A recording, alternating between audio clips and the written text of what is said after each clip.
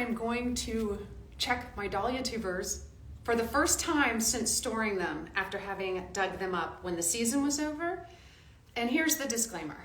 I am not a flower grower. I am not a flower farmer. I am not a dahlia tuber expert. I am a home hobby gardener that is trying a couple different methods of tuber storage. 3, in fact. Well, once we open it up, maybe it'll be more, but I remember 3. The first is I left some tubers in the ground.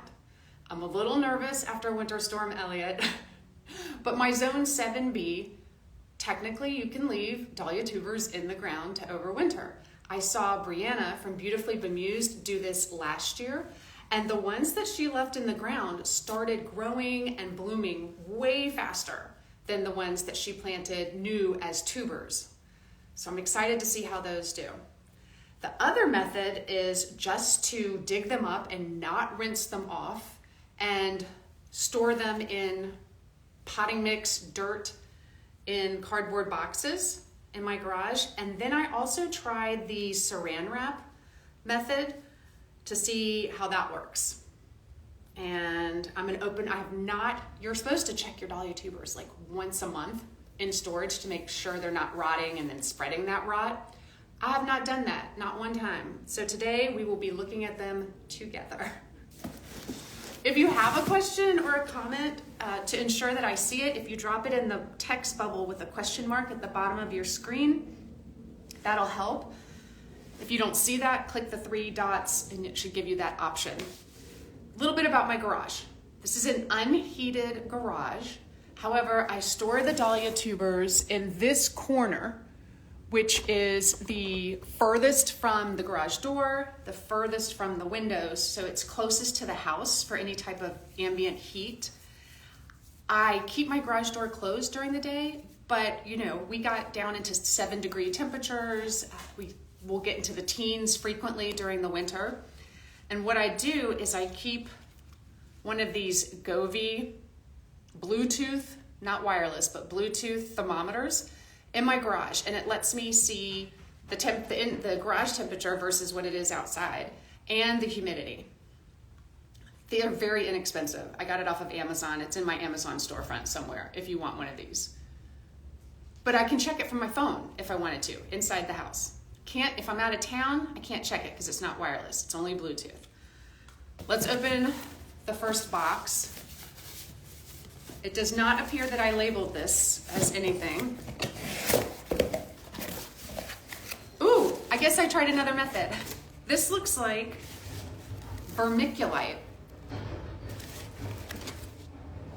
And it looks like I just dug this tuber up and did not label it. Oh wait, it's got something written on it. Ooh, Rob and Butterscotch. I really like these this year. So these look really good. I have not opened the container and sprayed any water in here at all. That one's looking good. All right, so this top tuber was not really touching the vermiculite. It was kind of off on its own. But the bottom tuber was in the vermiculite. Look at the difference.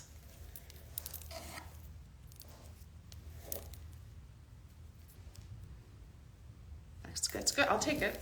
All right, here's another one. This one was fully submerged in the vermiculite in a cardboard box. I didn't seal it, I just did the thing where you fold the flaps on themselves. Look how good this looks. Very happy. What are you?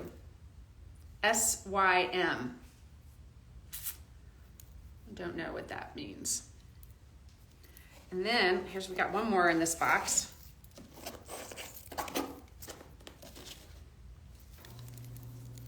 Oh, it looks so good. They're looking so good. All right, when I go back inside, I will be writing down in my garden journal that, how did I have these wedged in here? That the vermiculite is a good storage option for the dahlia tubers. How did I get, that was not good. I'll repackage you later.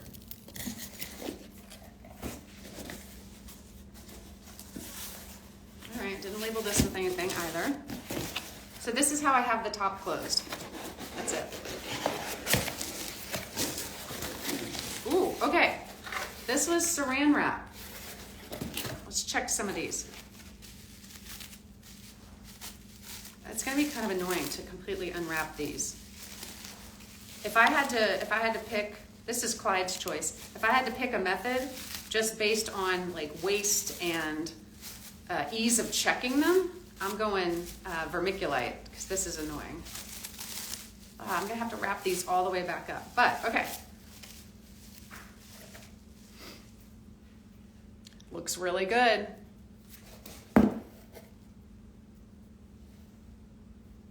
All right, but then I also think, oh yes, this is compostic, I never know how to say it. This is compostable saran wrap. So it's a little extra thin.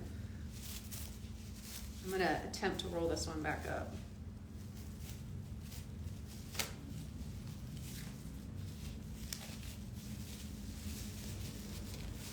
Okay.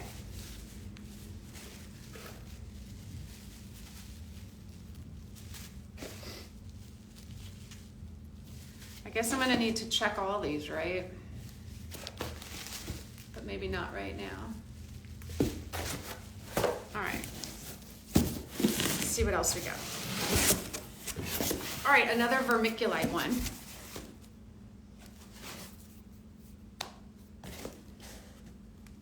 I labeled these. I deserve a pat on the back. I'm terrible about labeling. All right. This one is Raw Band Butterscotch.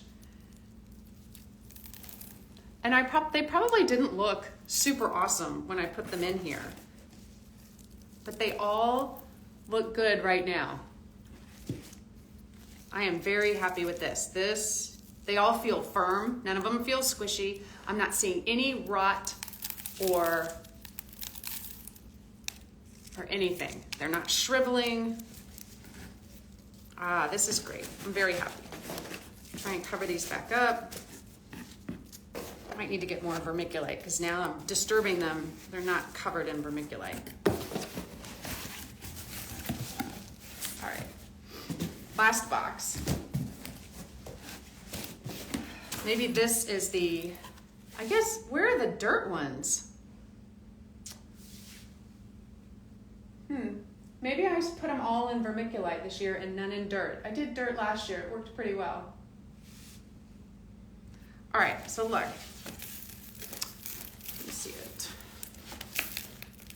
This tuber was not covered or resting, touching in the vermiculite, and it is a bit shriveled, but still firm, and it's gonna be just fine.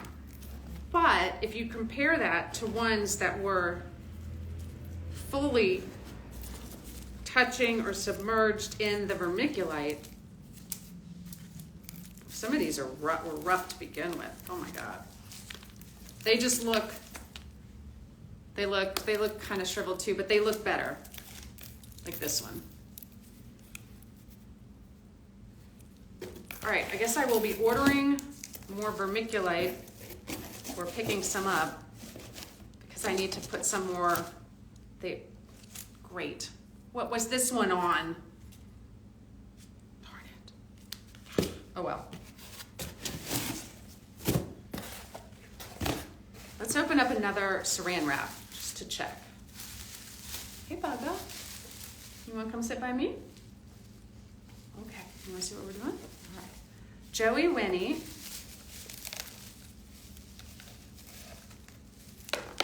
All right, Joey Winnie is feeling very squishy. Oh, she just like split open.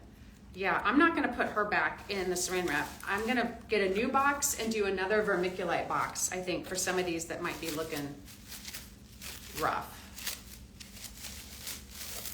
This is Verda.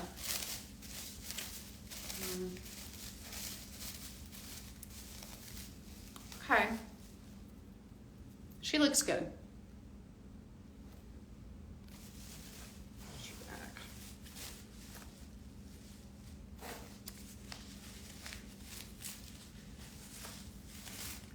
But in an effort to maintain as many of these in good form, I think I'm going to switch all of the saran wrap, even the ones that are looking okay, to vermiculite. And then I'll compost this saran wrap. This is Parkland Tribute. I think what I ended up doing is I dug up a bunch of the dahlias, divided and like took one tuber off of them, let them scab over, and then I planted them back in the earth in the garden so that I could at least like attempt to save one in case they rotted in the garden.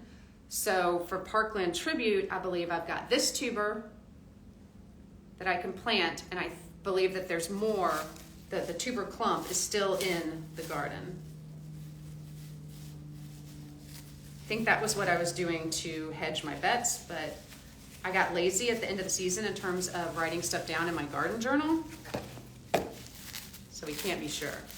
Overall, super happy with the way things are looking for my very laissez-faire, approach to this. Obviously, I'm not maintaining a certain level of humidity that you're supposed to. I'm not maintaining a temperature. I'm not doing any of the things that you are supposed to do. It looks good.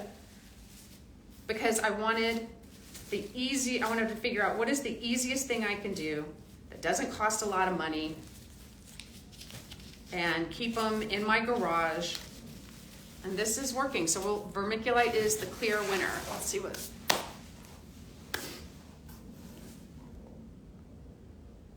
All right, I don't have any questions in the question bubble. I will scroll up and see if there's any questions or comments. Hello from Thailand.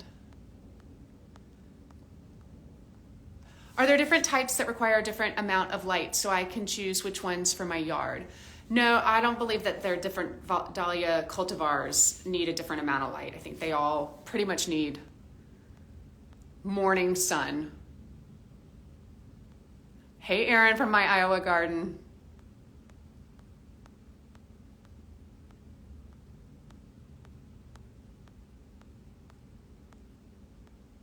All right, I had one other thing I wanted to show you guys. What do you do to prep them to put them in the boxes for the winter?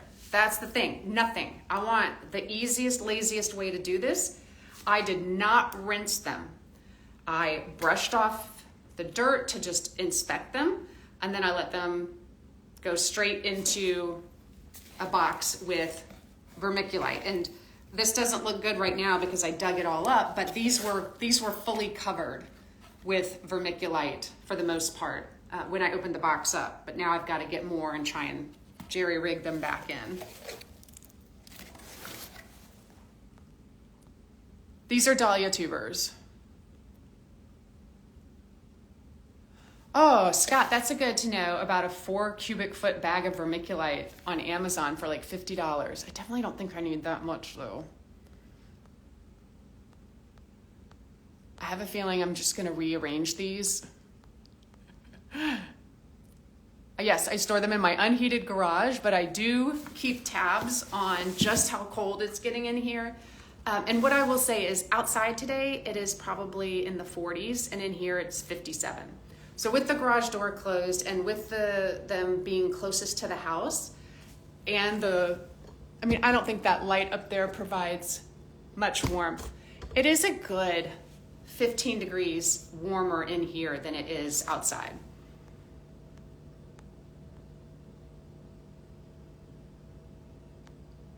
I don't even know what that means.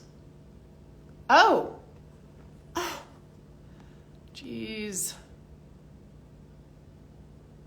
Okay, Mel Romans did not used vermiculite also and didn't rinse or divide. Yeah, it was, okay, let me see. Who is on here that might be willing to do this? Scott, I'm asking you to be moderator if you don't mind. And if you need to jump off, it's totally fine. But do you mind taking care of the FU person and I want to be a businessman?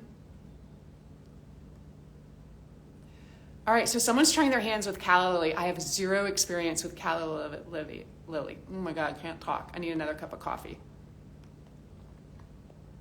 Okay. Actually, you know what I'm gonna do? Maybe I'll just combine these. There's plenty of room. All right, there's no rot, there's nothing bad going on, so I am just going to add these in and then dump this vermiculite on top.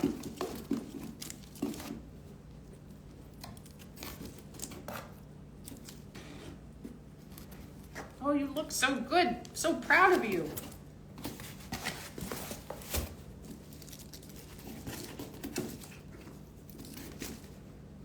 Okay.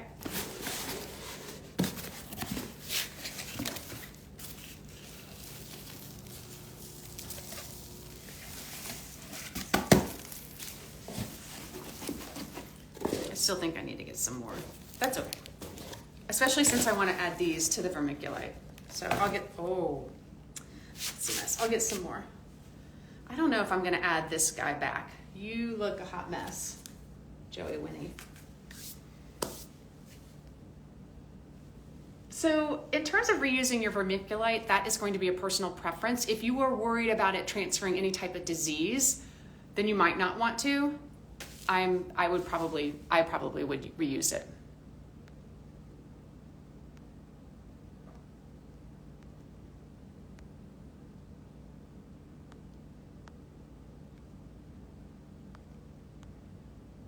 All right, Mel Roman's Chasing Light reuses it. That's good to know.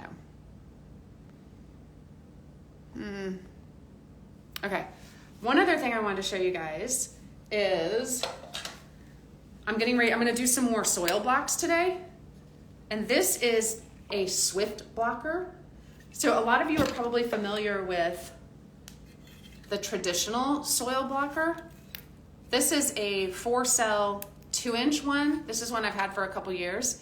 And I guess I have arthritis. I haven't been diagnosed with arthritis, but y'all, I get a lot of pain in my wrists, along my thumb, and in my hand.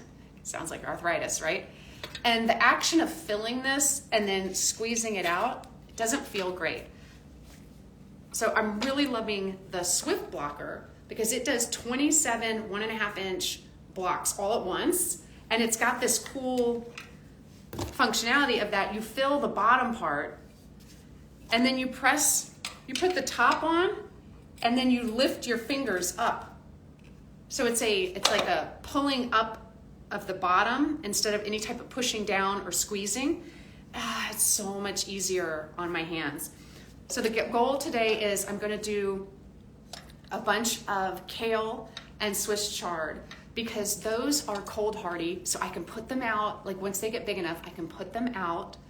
And they are also relatively heat tolerant. So I won't have to rip them out when I start planting my spring and summer garden.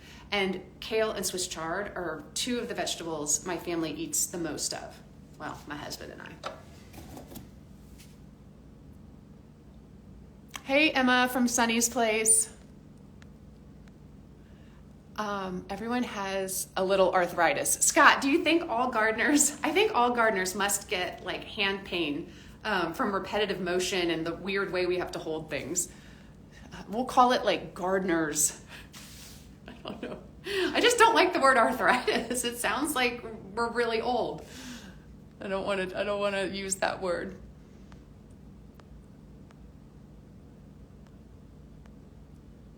All right. So just to recap, the tubers, the dahlia tubers that I stored in vermiculite that I did not wash the dirt off of and did not divide, they're looking great.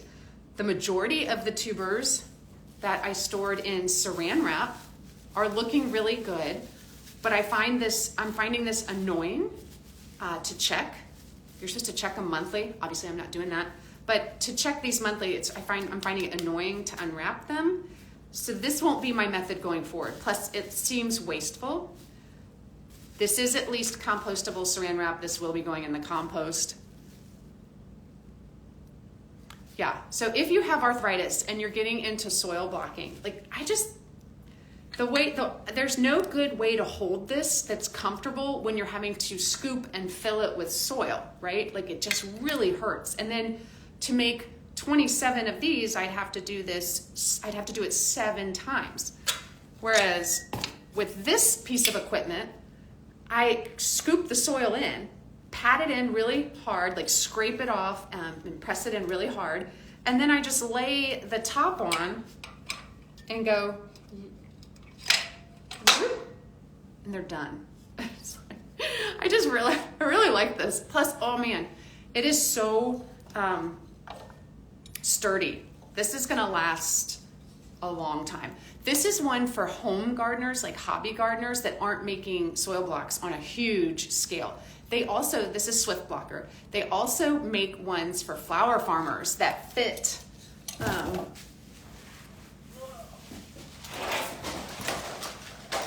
This is a shallow 10-20 tray, but they make ones for flower farmers that fit whole 10-20 tray and make a whole 10-20 tray of soil blocks all at once. If I was a flower farmer, I would be doing that, because doing this over and over and over, not as good. Also, if you are interested in any of their products, they have a couple different sizes. They've got 2, I think, for the home gardener right now. The Mini 75 that does 75 soil blocks, the Mini 27, and then they have the big ones for the flower farmers. But this will last you, like you will only ever buy one of these. I feel like that's the same with this. I couldn't imagine that I would ever need to buy another one of these. These are very well made. But I like the functionality of the Swift Blocker a lot better. And I don't know if you can see it. It's got this etching of a bird on it. It's so beautiful. I just love it. I have a link to their website in my profile on Instagram if you're interested. I know a lot of people have been trying them recently. So far, I haven't talked to anyone that doesn't like it. Everybody loves it. What's that tool again? It is a soil blocker, and the brand is Swift Blocker. And the people that make it, it's not a company. Well, I mean, it's a company now, but it is a husband, Dan, his wife, Ashley, who is a flower farmer. So that was the whole impetus. Like, Dan is an engineer, and his wife, Ashley, was doing soil blocks for her flower farming business. And he's like, we can do this better. So he came up with a prototype. He has it made nearby. So it's all US made. He has it made nearby. They test out the prototypes in their kitchen with their 3-year-old. I imagine it gets very messy. So Dan and Ashley created this company all themselves, which I think is so cool. I have so much respect for entrepreneurs who put themselves out there and create a good, worthy product. So I'm not being paid to talk about this. And I know you're probably saying, well, Amanda, don't you talk all the time about not accepting free product for promotion? And it's true. However, that's like my general rule. I do take things case by case. If Home Depot or Gardener's Supply wanted me to accept something for free and then talk about it, I'm gonna say no. They've got the money, they've got to pay. This is a husband and wife and a 3-year-old daughter in their kitchen being entrepreneurs and working hard. And the way they reached out was the best way. They reached out and said, hey, would you be willing to try this and give us your feedback, like on how to make it better? It was kind of a prototype at the time. We don't expect you to talk about it at all. And if you hate it, that is fine. We want to know. And I just love that that's how they came at this. And I'm like, yeah, I will try it. I'll give you my honest feedback. And I did. And there wasn't anything but good things to say. And now I'm happy to talk about it, without being paid, because it's something special. I think it's really cool.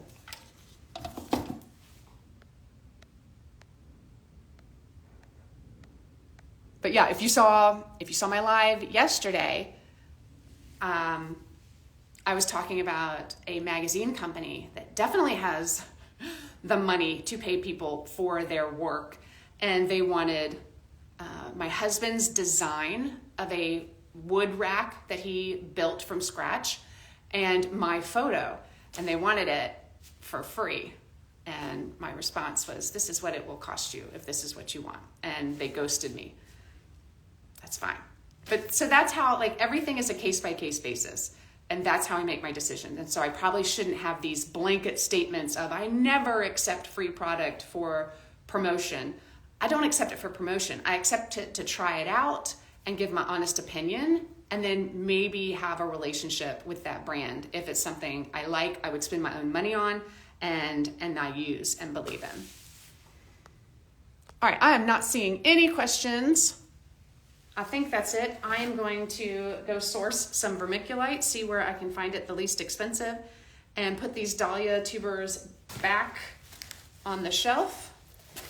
And then I'm going to go in and try and edit a YouTube video, which is my least favorite thing in the world. I'll see you guys soon.